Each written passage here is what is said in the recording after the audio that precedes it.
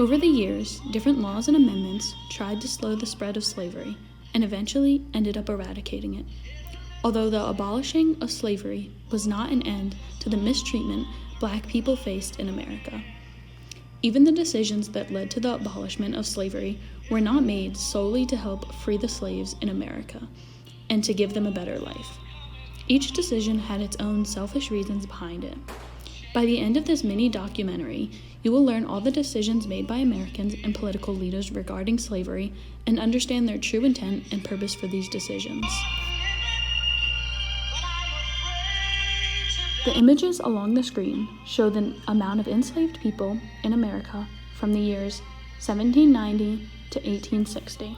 In the year 1619, the early settlers began making their way to the colonies, which in time led to the forced labor of Native Americans and European indentured servants.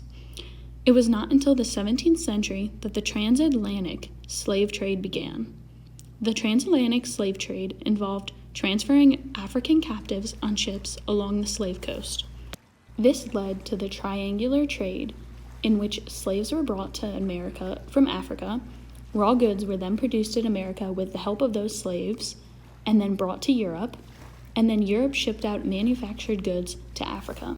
In the year of 1661, the first anti-miscegenation statute was passed, which prohibited the marriage between races. This remained in place in 21 states in the 1960s, most of which were southern states, and it was not repealed in Alabama until the year of 2000, which was the last state to do so. In the year of 1776, the Declaration of Independence was created, which stated that all men are created equal, that they are endowed by their Creator with certain unalienable rights. However, this did not extend to slaves, since they were not considered to be people during this time period.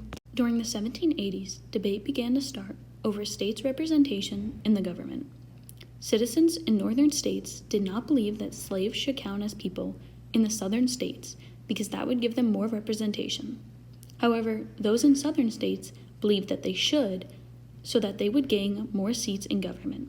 Even though these slaves did not have the right to vote, this seemed to be a gray area in the Constitution due to slaves never being mentioned. James Madison then came up with the 3/5 compromise in the Federalist Paper. This decided that slaves counted as 3/5 of a person. So every 5 slaves, only 3 of them counted towards the population to decide the number of seats they got in the House of Representatives. To please the northern states, he also stated that the Senate will remain equal for all the states no matter their population size. Although during this time it may have seemed that the northern states were against slavery, they still had not taken a strong stance. The only position they held was not allowing the slaves to continue towards the population of the southern states for their own selfish good. In the 1820s, the Missouri Compromise was created. This was created not for the intent to end slavery, but only to not allow it to progress any farther. This was introduced in response to the growing size of America. If all of the new states that were joining the Union became slave states, then the northern states would be outnumbered in government. At the time, when the states were evenly divided between free states and slave states, the Missouri Compromise line was drawn. This line allowed for Maine to enter the Union as a free state and Missouri to enter as a slave state. Anything above Missouri would then be free, and anything below would become a slave state. The election of 1860 became a huge moment in U.S. history regarding to the fight over slavery. In this election, Abraham Lincoln won, although the southern states were not happy by this because they believed he was planning on abolishing slavery. This was not his intent, however. He only intended to not allow slavery to expand any farther than it already had. He knew that slavery would not always exist, but did not believe to end it completely all at once.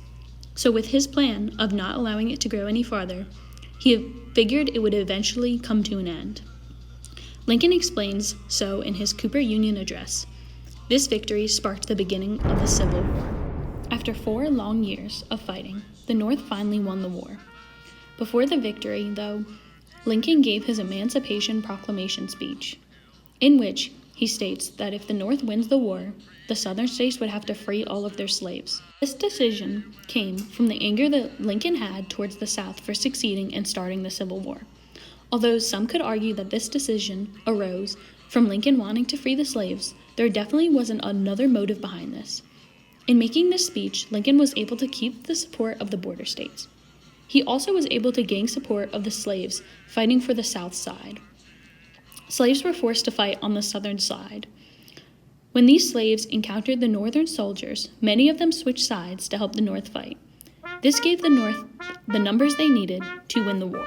After the Emancipation Proclamation, it took until 1865 for the 13th Amendment to be passed, which abolished slavery, making the Three-Fifths Compromise obsolete. The freeing of slaves sparked many new problems. There was a lot of people unhappy with this decision. This caused former slaves to be unable to find work and face violence every day. They struggled getting into schools, finding jobs, shopping, and using public transportation. So although the Emancipation Proclamation abolished slavery, this did not make the lives for these former slaves any easier. This decision was not made with the care of the slaves in mind because of all the selfish reasons leading up to this point. By freeing slaves, the Emancipation Proclamation was used as a political move to ensure the North would win the war. Throughout all the years, although the North did not allow slavery within it, they treated African Americans with extreme hatred and did not allow them to find jobs or live normal lives in their communities. Many times, the North chose to ignore slavery in the South. Although at times it may seem they tried to stop it, in reality, these decisions were made to ensure Northern states had equal power in government.